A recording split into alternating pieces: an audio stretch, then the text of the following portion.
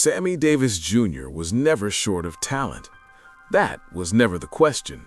From the moment he stepped onto a stage, it was clear that he possessed something rare, something almost overwhelming. He could sing, dance, act, mimic, perform comedy, and command attention with a natural ease that few entertainers in American history could rival. Audiences did not need to be convinced. They responded instantly, instinctively, as if recognizing a force that could not be ignored. Yet talent alone never guaranteed belonging. At the height of his fame, Sammy Davis Jr. appeared to have everything. He performed alongside the most powerful figures in entertainment. He shared stages with icons, filled theaters, and stood at the center of an industry that celebrated spectacle and charisma. His name was synonymous with energy, versatility, and showmanship. On the surface, he represented the ultimate success story, a performer who had conquered every possible barrier through sheer ability. But behind the applause existed a quieter reality. Sammy Davis Jr. rose in an America that admired brilliance while remaining deeply uncomfortable with who was allowed to embody it. His visibility came with conditions that were rarely spoken aloud but always understood. He was welcomed as long as he entertained, tolerated as long as he stayed within certain limits, and questioned whenever he stepped beyond them.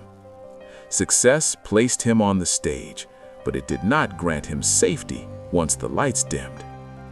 Unlike performers who chose restraint, Sammy Davis Jr. was expressive by nature.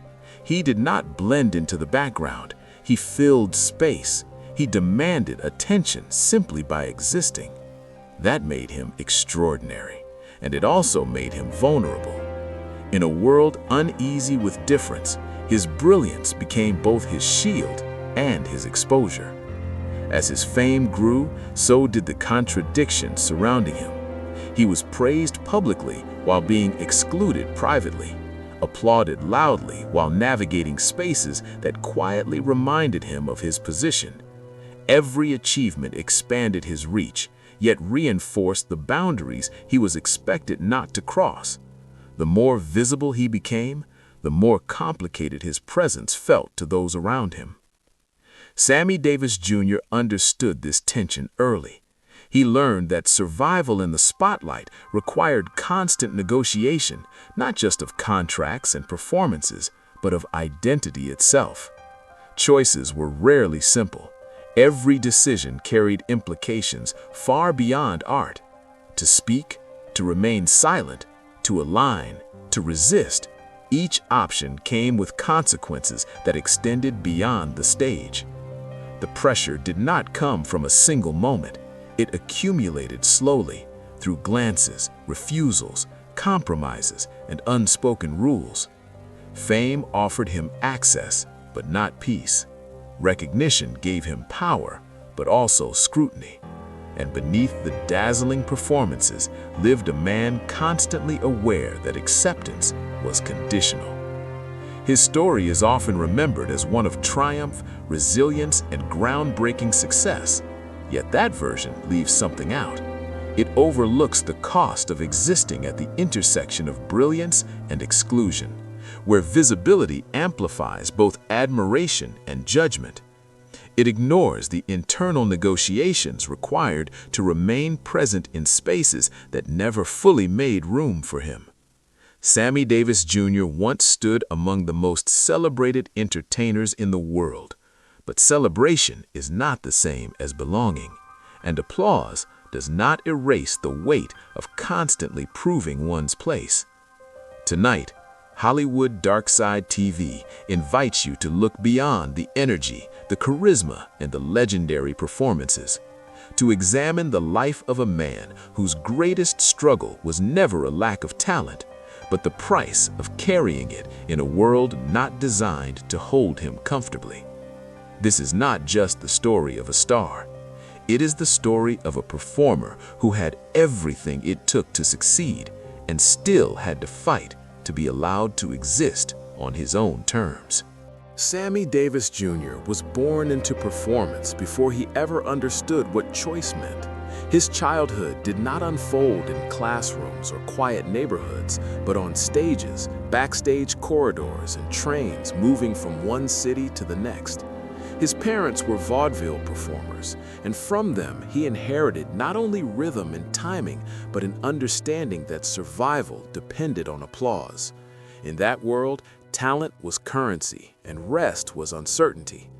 There was little separation between family and work. Rehearsals replaced routine. Audiences replaced stability. From an early age, he learned that attention was earned, not given, and that mistakes carried immediate consequences. Performance was not a dream, it was obligation. To stop moving meant to disappear. As a child, he absorbed everything around him: song, dance, mimicry, comedy. Each skill layered onto the next, forming a versatility that would later define his career. He learned quickly because he had to. There was no room for specialization when survival required adaptability.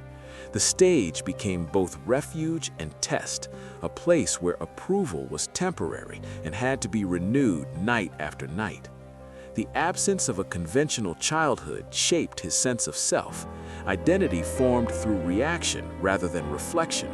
He was valued for what he could deliver, not for who he was becoming. Applause replaced affirmation. Laughter replaced reassurance. Over time, performance became indistinguishable from existence. By his teenage years, he was already a seasoned entertainer, comfortable in front of crowds, but unfamiliar with stillness.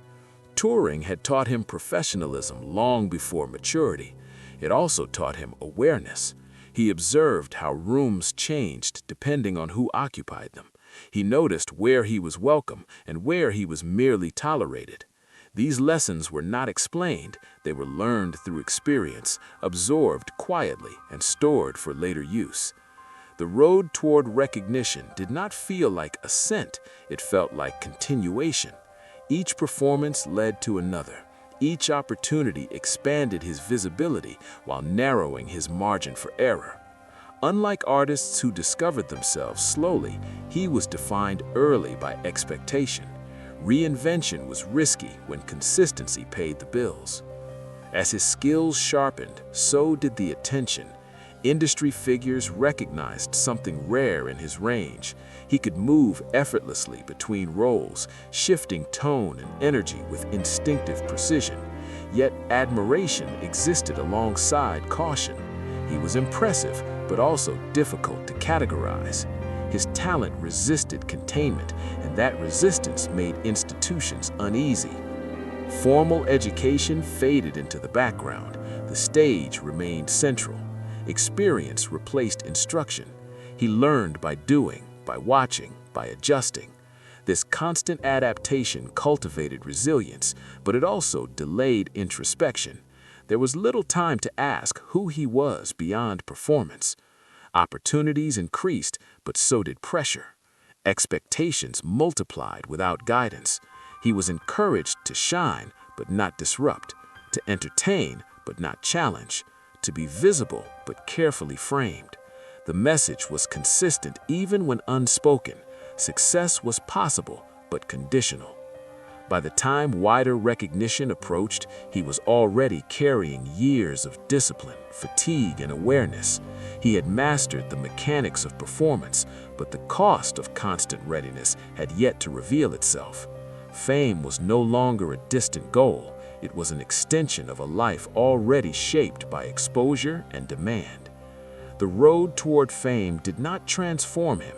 It intensified what was already there.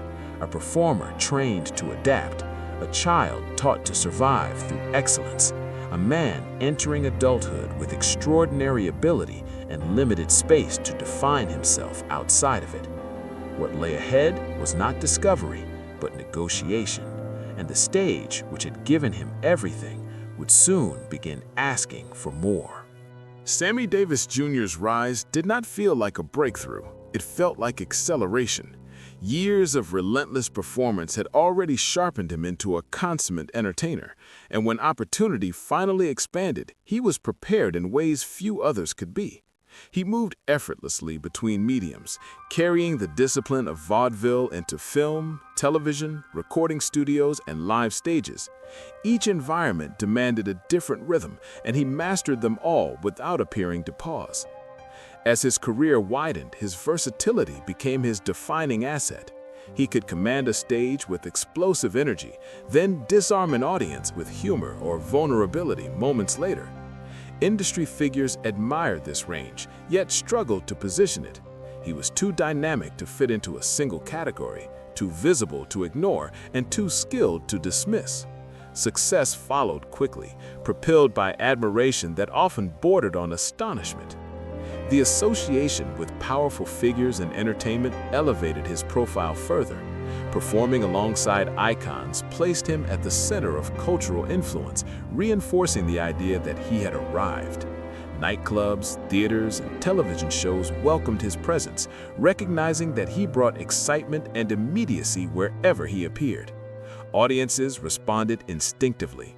His performances felt alive, unpredictable, and charged with an intensity that set him apart.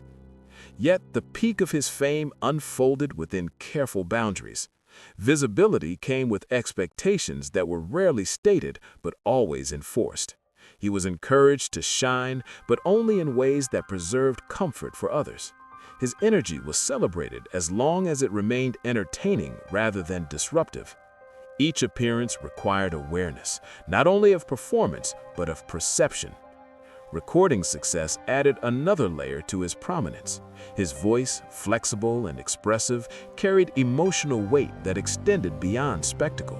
Songs allowed him to reveal tenderness beneath bravado, vulnerability beneath confidence. For listeners, this contrast deepened his appeal. For the industry, it complicated his image. He was no longer just a showman, he was a presence capable of intimacy. Film roles expanded his reach, but they also reinforced limitations. Opportunities existed, yet they often circled familiar territory.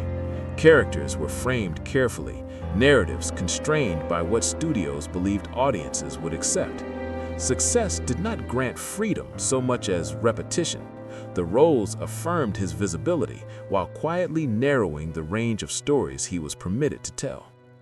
At the height of his career, Sammy Davis Jr. appeared unstoppable. His schedule was relentless, his name widely recognized, his talent unquestioned. He embodied momentum itself, moving constantly from one project to the next. Yet this constant motion masked an underlying strain. There was little space to slow down, little opportunity to reflect. The peak demanded presence, and absence risked erasure. Public admiration coexisted with private negotiation. Each decision carried symbolic weight, whether intended or not. Alliances, appearances, and statements were interpreted beyond their immediate context. He was not only performing for audiences, but navigating a cultural landscape that scrutinized his every move. Success amplified that scrutiny, transforming visibility into responsibility. Despite the pressure, he continued to deliver. Performance remained his language, the one space where control felt possible. On stage, he dictated rhythm, timing, and tone. Applause reaffirmed purpose, even as questions lingered beyond the footlights. The peak of fame offered affirmation, but it also intensified the awareness that acceptance was provisional. Sammy Davis Jr. reached a level of success that few entertainers ever attain. Yet the summit was not a place of rest. It was a platform exposed to constant observation, where balance mattered more than comfort. His career thrived in that space, but the cost of sustaining it would soon become harder to ignore.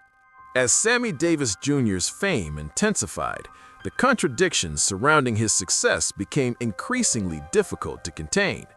Visibility magnified everything. Every appearance, every association, every public choice carried weight far beyond entertainment. What once felt like momentum began to feel like exposure, and the space between admiration and acceptance grew more fragile. The pressure did not arrive suddenly. It accumulated through moments that, taken individually, seemed manageable. A refusal here, a warning there, an unspoken expectation that he adjust, soften, or redirect parts of himself to maintain access.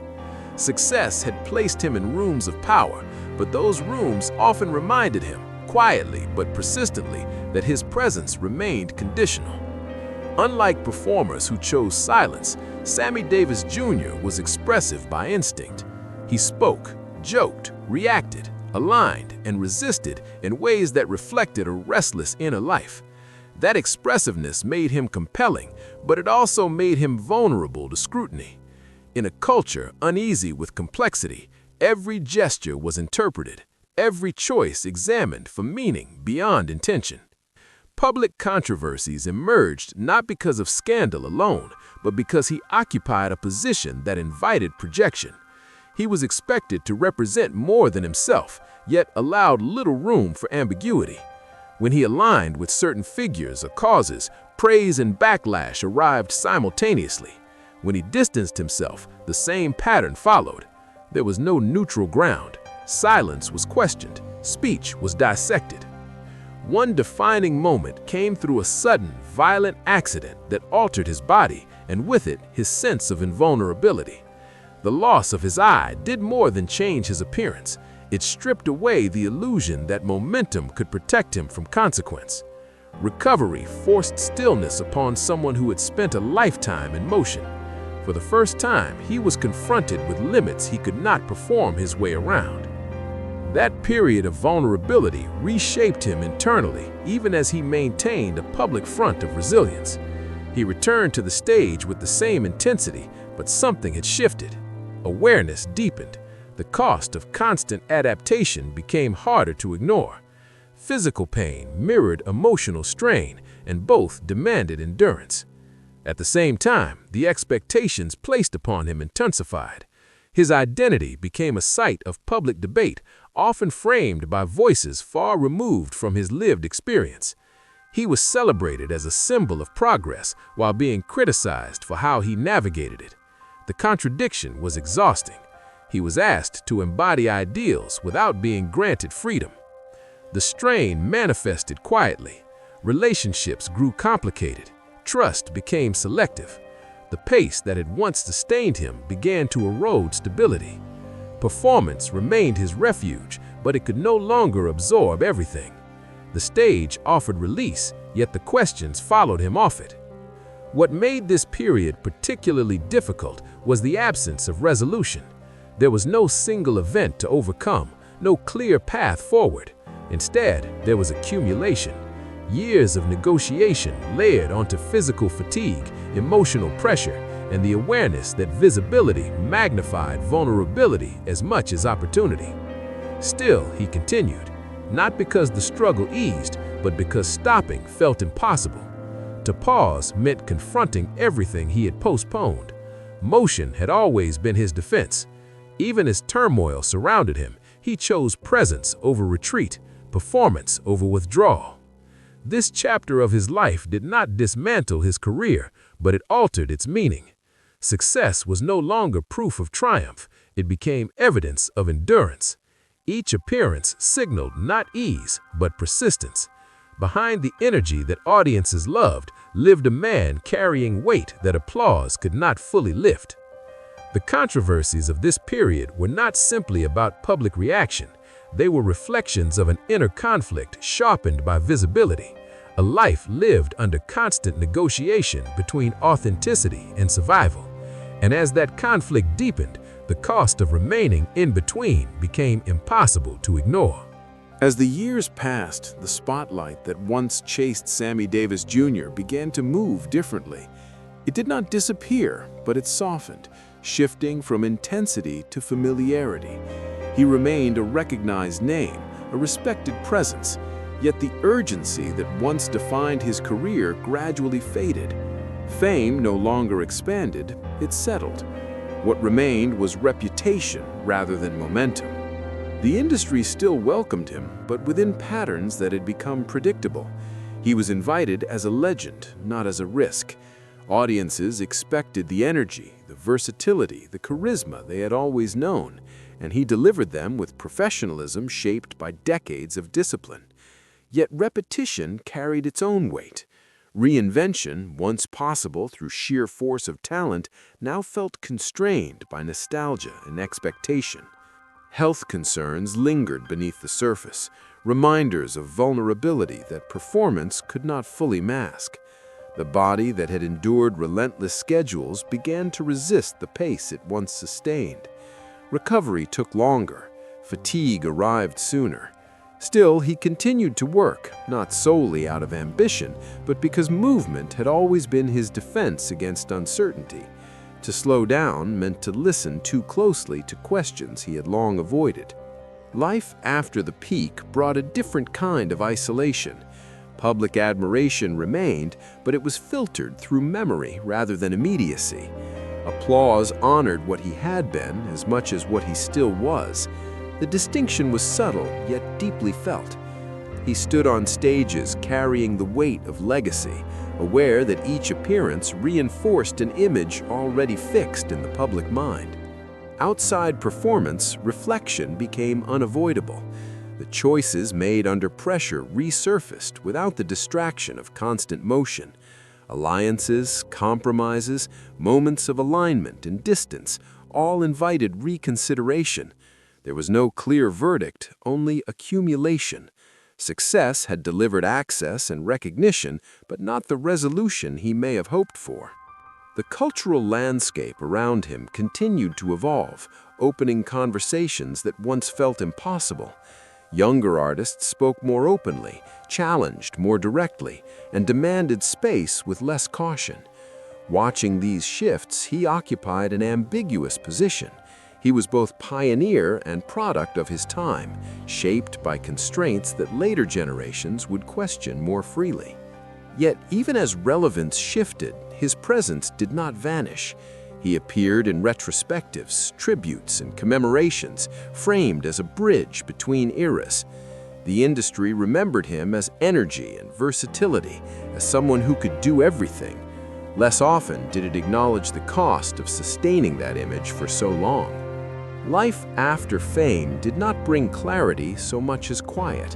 The noise softened enough to allow introspection, but not enough to erase the habits formed under constant exposure. He remained defined by performance, even when performance was no longer central. Identity, long intertwined with applause, adjusted slowly. In this later period, Sammy Davis Jr. lived not in triumph or defeat, but in continuation. The world had not turned away from him, nor had it fully made space for reinvention. He existed between remembrance and presence, carrying forward a career that had already given everything it could. What remained was endurance shaped by experience, not the explosive energy of youth, but the persistence of someone who had survived visibility itself. After fame, there was no dramatic collapse or clean rebirth. There was simply the steady passage of time, moving a performer from center stage into history, while he was still standing beneath the lights. Behind the public image of Sammy Davis Jr. existed a personal life shaped by the same intensity and contradiction that defined his career. Family was never separate from fame. It existed within its orbit, affected by schedules, expectations, and the emotional residue of constant performance.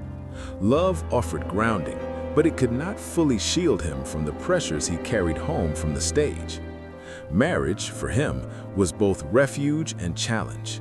Relationships unfolded under the weight of visibility, where private moments were often influenced by public perception. Affection competed with absence, commitment competed with motion. His work demanded travel, attention, and emotional availability that left limited space for stillness. Stability was desired, but rarely sustained without strain. Fatherhood introduced a deeper layer of responsibility. He understood early that his name would shape his children's experiences in ways beyond his control. Fame could open doors, but it could also cast long shadows. Protecting them from scrutiny became an unspoken priority, even as his own life remained exposed. He wanted them to inherit opportunity without inheriting pressure, a balance that proved difficult to maintain. Within the home, the performer softened, though never fully disengaged. Habits formed through years of survival were hard to release. Humor, energy, and charisma remained present, but so did vigilance. Relaxation did not come easily to someone conditioned to anticipate reaction. Even in private, awareness lingered. Relationships were further complicated by identity. His search for belonging extended beyond career into belief, community, and self-definition. Choices made in pursuit of connection were often interpreted publicly, stripped of nuance, and framed as statements rather than personal decisions. The gap between intention and perception widened, adding strain to bonds already tested by visibility. As years passed, health concerns and fatigue reshaped priorities. The body demanded care that the schedule had long ignored. Family life became a place where limits were acknowledged more honestly, where vulnerability could exist without performance. Yet even then, release was partial. The habits of endurance did not dissolve easily. Private life did not offer escape from contradiction, it mirrored it. Love brought meaning, but also responsibility. Parenthood brought purpose, but also heightened awareness of consequence. The desire to be present competed with a lifetime of motion that had become inseparable from identity. In the end, family represented both anchor and mirror. It revealed what fame could not provide and what it quietly eroded. Sammy Davis Jr. did not retreat into domestic simplicity, nor did he abandon the bonds he formed. He carried them with him, negotiating the same balance he had always known between expression and restraint, visibility and protection. What family offered was not resolution, but context, a reminder that beyond the stage and the debate, there was a man attempting to live with the choices he had made and with the weight they carried into every corner of his life. The legacy of Sammy Davis Jr. does not settle easily into a single narrative. It resists simplification, unfolding instead as a series of contradictions that continue to shape how he is remembered. On one level, his influence is unmistakable. He expanded the definition of what an American entertainer could be, proving that versatility itself could be a form of power.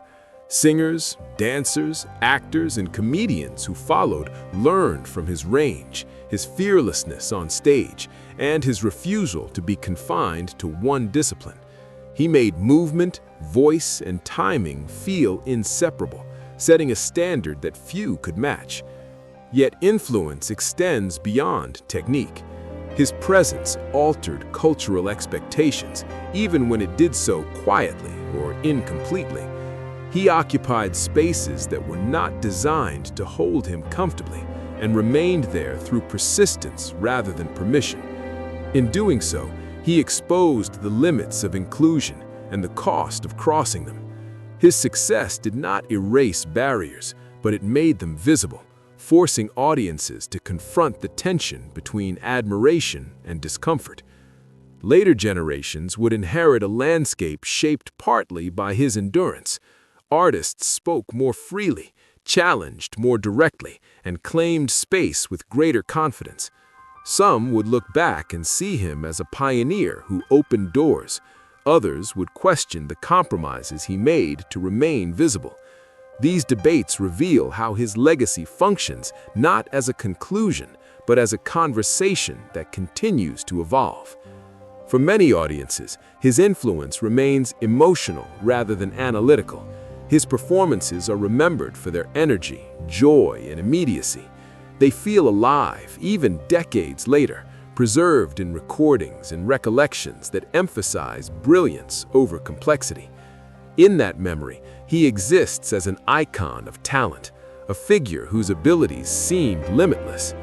But beneath that celebration lies a quieter inheritance. His life demonstrates that visibility can demand constant negotiation and that success does not guarantee belonging. He left behind not only songs and performances, but questions about identity, loyalty, and the price of survival in the spotlight. These questions resonate precisely because they remain unresolved. Sammy Davis Jr. is remembered as a trailblazer, yet also as a man shaped by the constraints of his time. His influence lies in both aspects.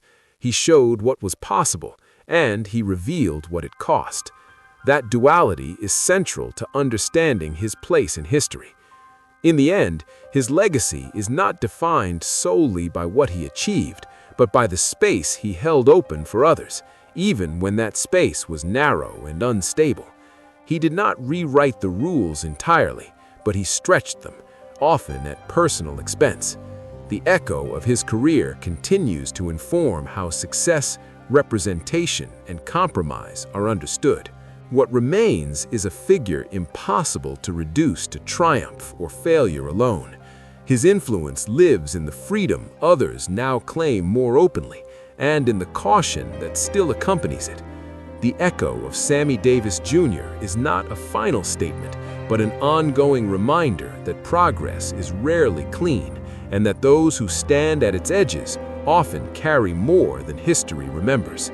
The life of Sammy Davis Jr. cannot be reduced to triumph alone, nor can it be defined by struggle without acknowledging brilliance. His story exists in the space between those two forces, shaped by extraordinary ability and relentless exposure. He gave audiences energy, joy, and spectacle, yet behind every performance stood a man navigating visibility in a world that never offered it freely. He achieved what few entertainers ever have.